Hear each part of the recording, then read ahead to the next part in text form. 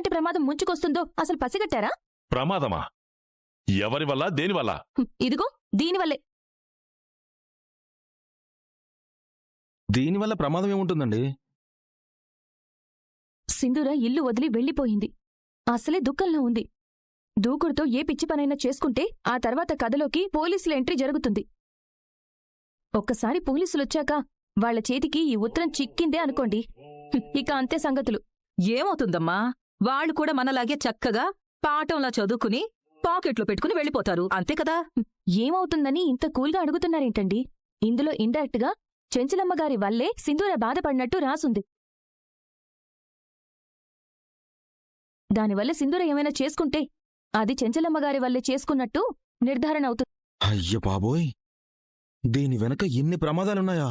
అవును, అందుకే ఎలాంటి ఆధారాలు ఉండకూడదు, ఎలాంటి అవకాశాలు పోలీసులకి మనం ఇవ్వకూడదు. మీరు చెప్పింది కూడా నిజమేనండి. పెద్దమ్మకి చాలా ప్రమాదం తప్పింది. అందుకే ఏం చేసినా మనం ఆచితూచి ఆలోచించి చెయ్యాలి. ఈ నివేద చెప్పేది కొంతవరకు నిజమే అనిపిస్తుంది, కాని ఇంకా ఎక్కడో తేడా కొడుతుంది.